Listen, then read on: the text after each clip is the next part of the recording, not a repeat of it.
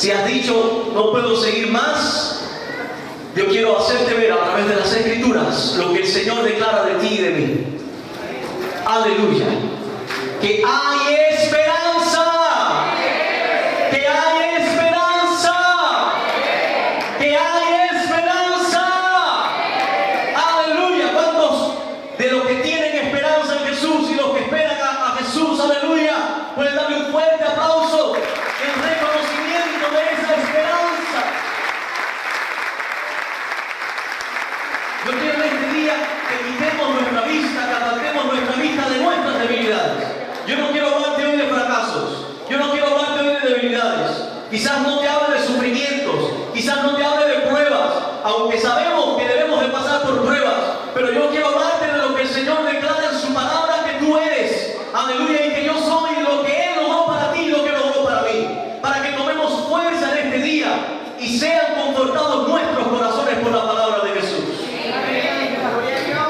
Cierra tus ojos ahí donde estás.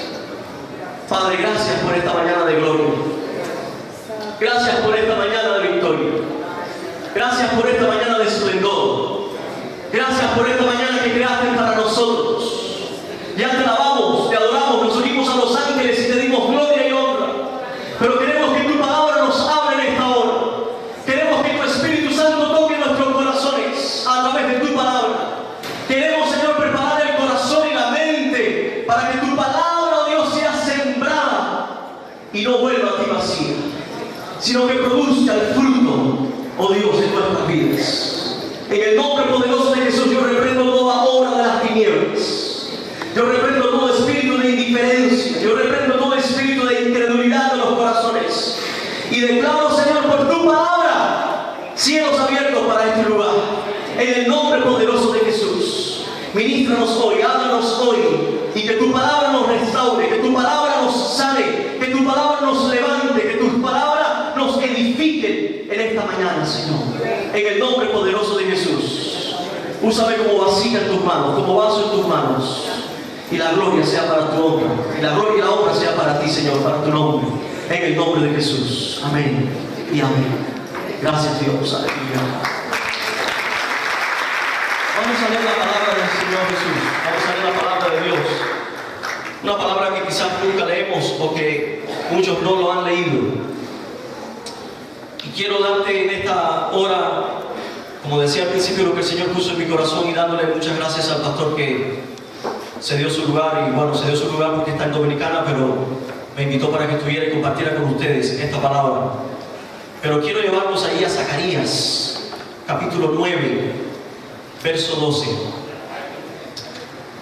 A veces no leemos mucho los profetas. Aleluya.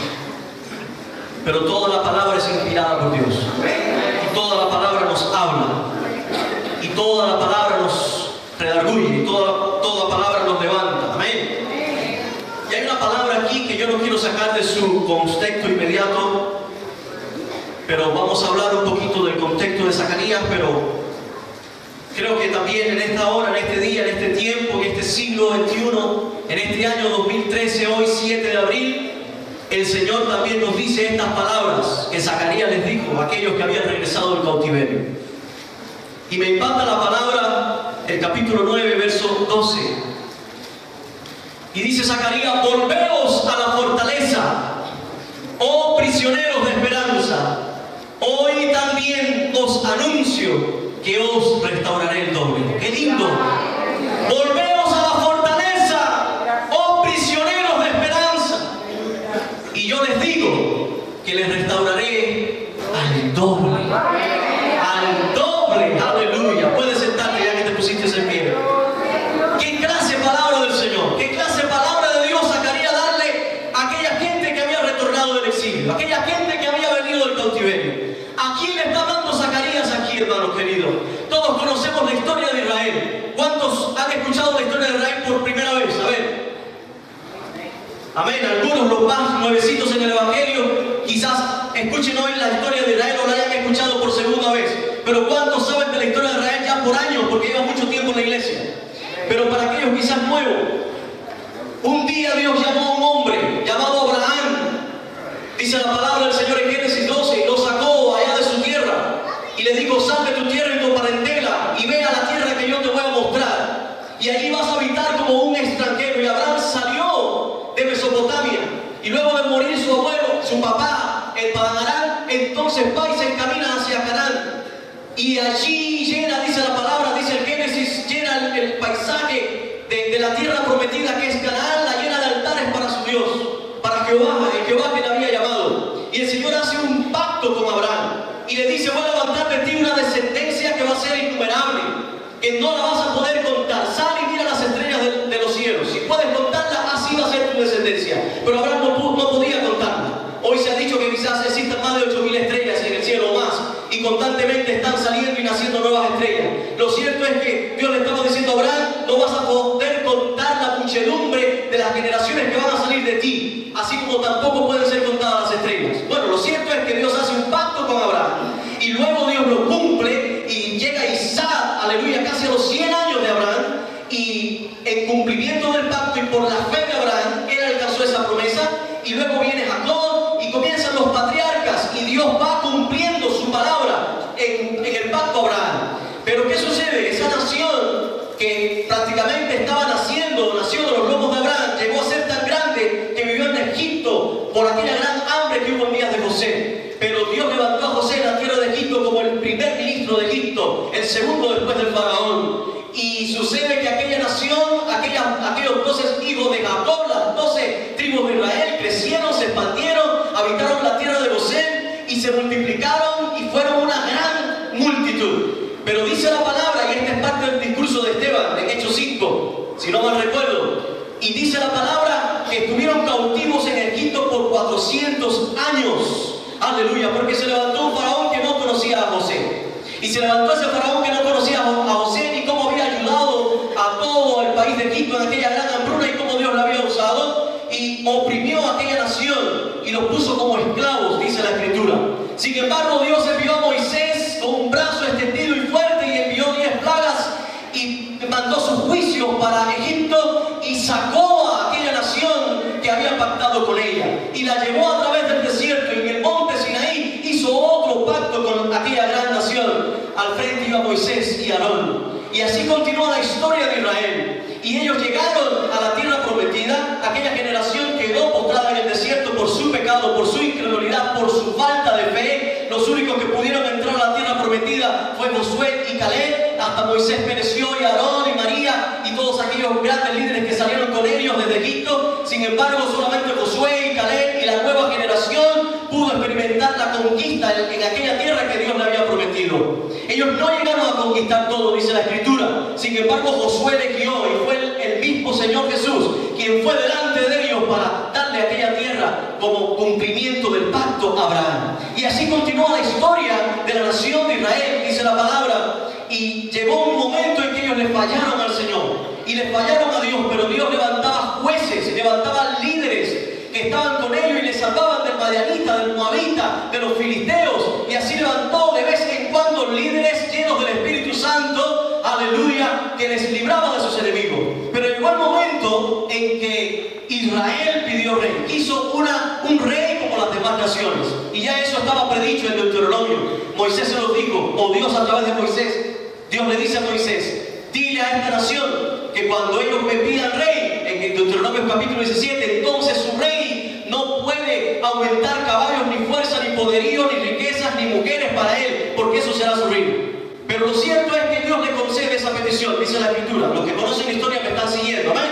¿Cuántos me siguen? ¿Amén? Y dice la palabra del Señor, nos narra la Escritura al contarnos la historia o al narrarnos la historia bíblica. Dice que Dios le concedió esa petición al pueblo de Israel, y por boca de Samuel y por el ungimiento del ministerio de Samuel levanta a Saúl. Pero sabemos que Saúl fue un fracaso. Saúl le falló al Señor, Saúl le falló a Dios, aleluya. Y entonces Dios tiene que escoger a David, el jovencito David, un varón conforme al corazón de Dios. Y levanta a David, el gran rey, aleluya, que aunque falló, sin embargo se arrepintió y regresó a su Dios, y el Señor le perdonó. Y la época del rey David y la del rey Salomón se dice que es la época de oro de la monarquía hebrea. Pero siguiendo la narración de la historia hebrea, de la historia bíblica, todos conocemos que llegó un momento en esta historia de Israel en que Salomón, al final de sus años, se volvió y le dio la espalda a Dios por las tantas mujeres que tuvo, porque este fue un hombre que hizo tantas alianzas militares con todas las naciones vecinas. No voy a justificar la poligamia con esto, pero se tuvo que casar, por así decirlo, y por cuestión de la tradición en aquella región de Oriente, se tuvo que casar con muchas princesas, hijas de esos reyes. Lo cierto es que esas mujeres apartaron el corazón de Salomón de su Dios. Y lo cierto es que Salomón le hizo templo a todos los dioses de esas mujeres que adoraban. Amén. ¿Cuántos dicen amén? ¿Cuántos me siguen? Amén. Y sucede que entonces Dios da una palabra de juicio para la nación de Israel y les dijo que los iba a llevar a la cautividad, iba a ser rota primeramente la monarquía y luego más adelante a través de los profetas que vinieron, pues Dios les dijo que los iba a llevar al exilio. No era más que el cumplimiento de la palabra a Moisés en el Pentateuco, pero dice la palabra del Señor que se rompe la monarquía al norte, al sur, al norte o el norte, las 10 tribus del norte, dice la escritura que es son llevadas a Siria en el año más o menos 720 o 722 y un poco de más de 100 años, entonces el reino del sur cae ante Babilonia y se cumple la palabra profética de los profetas que irían al exilio. En 3 deportaciones fueron esta gente al exilio. Fue el castigo de Dios para ellos por su idolatría, por volverle las espaldas al Señor, por dejar que los ídolos ocuparan el lugar que Dios ocupaba para ellos. Cuando Dios le había rescatado de Egipto, cuando Dios le había dado promesas lindas, preciosas, cuando le había suplido de todo, cuando le había dado una tierra que fluía leche y miel, ellos le dieron la espalda a su Señor y adoraron ídolos. Y Dios entonces retiró la gloria que un día estuvo en el templo debido a la oración de Salomón, y que dice la palabra en Reyes que llevó tanto esa gloria al templo, que llenó tanto esa gloria el templo, que no podían ofrecer sacrificios los sacerdotes que estaban allí. Pero esa gloria, según Ezequiel capítulo 10, dice que fue retirada del templo por causa de la idolatría y por causa del pecado de Israel. Lo cierto es que llegamos al punto en que vemos ya a Israel no en su tierra, ya llegamos al punto en que vemos a Israel no en la nación que fluye, en la tierra que fluye leche y miel. No, ya no vemos a sus reyes, ya no vemos el poderío de sus reyes, ya no vemos, llega el momento en el 586 que ya no vemos las murallas de Jerusalén. Si nos damos un paseo ahora mismo por allí, en el contexto en el cual estamos hablando, no vamos a ver murallas, ya no vamos a ver templo, ya no vamos a ver esplendor, vamos a ver ruinas, vamos a ver fuego, vamos a ver humo, vamos a ver gente llorando. Quizás no topemos a Jeremías sentado en una piedra escribiendo las lamentaciones, llorando por la gloria que un día hubo allí en Israel, pero que ahora esa gloria se había ido y que la nación había perdido su identidad nacional. Y la historia continúa en la palabra. Y ahora nos trasladamos con ellos hacia el exilio y lo vemos en Babilonia. Pero Jeremías dijo que iban a estar 70 años en Babilonia. Iban a estar 70 años allá. Y Dios le iba a arrancar del corazón la idolatría y el pecado. Y así fue. Llegó el momento profetizado por Isaías 100 años antes, que había hablado de un pastor que Dios iba a usar. Dios le llamó su pastor. Y era el gobernador Ciro, el emperador de los persas, llamado Ciro. Dios le llamó más de 100 años antes por su nombre. Lo cierto es que este hombre, dice la palabra en Esdras 1, que Dios despertó el espíritu de Ciro o inclinó su corazón para que entonces hiciera retornar a los judíos de la cautividad a su tierra, para que le construyeran el templo a Dios. Qué tremendo cómo Dios puede usar, ¿verdad?, su palabra, una palabra que Él había dado tantos años antes. Quizás incluso algunos especulan, algunos eruditos y que estudian mucho la palabra, ellos piensan que quizás Daniel en sus 80, 90 años estuvo allí a la cabeza con Ciro y le leyó la profecía de Isaías. Lo cierto es que la palabra nos dice en Esdras que Dios despertó el espíritu de Ciro, aleluya, e hizo retornar a los cautivos. Así que regresaron, y Zorobabel, hijo de Salatiel, y Josué, el sumo sacerdote, hijo de Josadá, encabezaron aquel grupo de primer regreso que llegaron a Judá. Y lo que se toparon fueron las ruinas de su ciudad, y fueron las ruinas del templo. Sin embargo, ellos comenzaron a edificar el templo, dice la palabra del Señor. Ellos pusieron los cimientos del templo, pero sucedió algo. Como como después sucedió en tiempos de Nehemías. Cuando Nehemías regresa en el tercer regreso posexílico y comienza a restaurar las murallas, sucedió que el pueblo le tuvo envidia. Era una nación, ellos eran los propietarios de esa tierra. Amén. Pero habían estado 70 años ausentes. Eso es como la famosa ley esa, ya yo no la oigo hablar, pero en Cuba se hablaba mucho. Helms-Burton, no sé cómo decirlo. La que dice que en Cuba, que cuando el comunismo en Cuba caiga, pues los dueños acá pueden ir allá y retomar sus propiedades. Bueno, lo cierto es que los judíos llevaban 70 años fuera de su tierra, pero aquella tierra era de ellos. Aquella tierra le pertenecía a ellos. Y aquellas naciones que habían venido, aquellos pueblos que habían venido y habían tomado lugar allí, pues esa no era su tierra. Y ellos tenían envidia de los verdaderos propietarios de aquella tierra, que eran los judíos. Lo cierto es que la obra se detuvo y estos que regresaron del exilio se fueron a sus casas. Y en lugar de levantar el templo, en lugar de construir el templo, en lugar de edificar la ciudad, entonces edificaron sus propias casas. Dice la palabra Ageo, que fue el profeta contemporáneo a Zacarías, y también da una palabra increíble, una palabra fuerte, enérgica, como dice el pastor que levanta pellejo. Ageo le decía: ¿es tiempo para estar en sus casas? ¿Es tiempo para hacer lo que ustedes hacen? ¿O no es el tiempo de edificar la casa del Señor? ¿Acaso miren si yo no he detenido la lluvia del cielo sobre ustedes? ¿Acaso miren a ver si tienen cosechas en sus graneros? Porque no han dado la prioridad, no han tenido como prioridad la casa del Señor, la obra de Dios. Lo cierto es que la obra se detuvo por 15 o 16 años, según los historiadores o los que estudian mucho. Y en este contexto es que Zacarías le dice a esa gente: volveos a la fortaleza, oh prisioneros de esperanza, y os prometo que restauraré el doble. Ya estamos ubicados en el momento en que Zacarías lo dijo.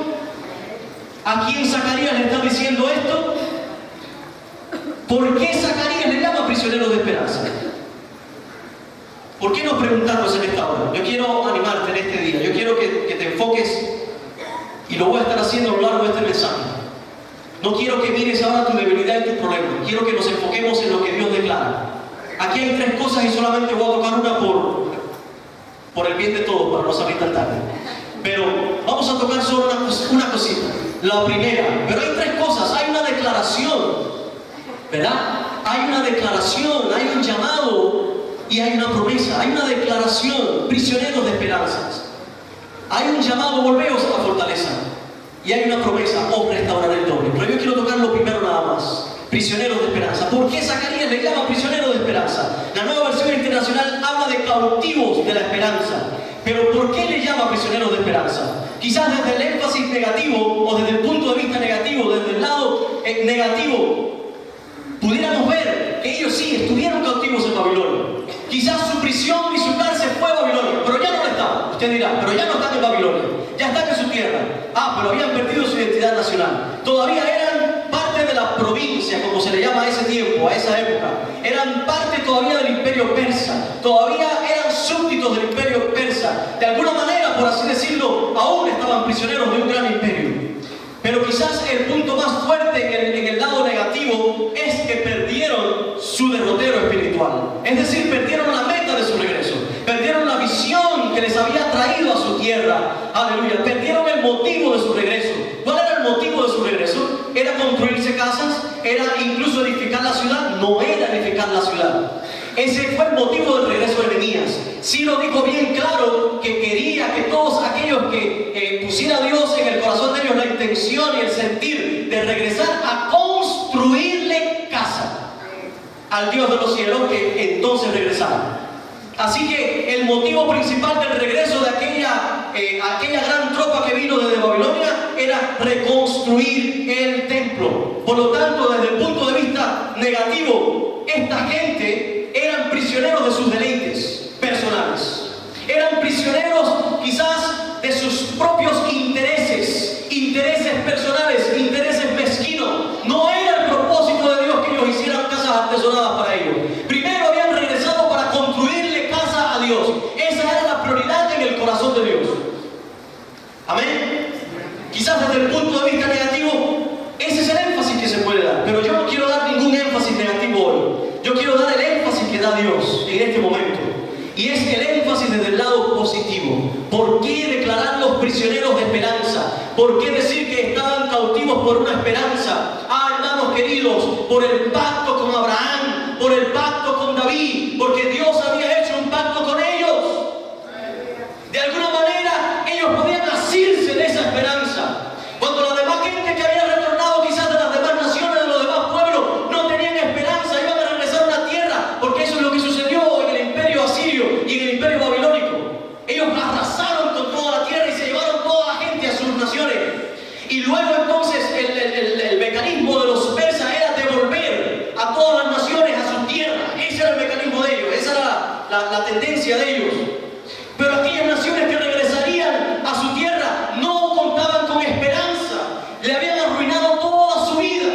Aleluya. Sin embargo, esta gente iban a regresar a su tierra y podían ser declarados como prisioneros de esperanza por causa de que Dios había hecho un pacto con ellos en la antigüedad.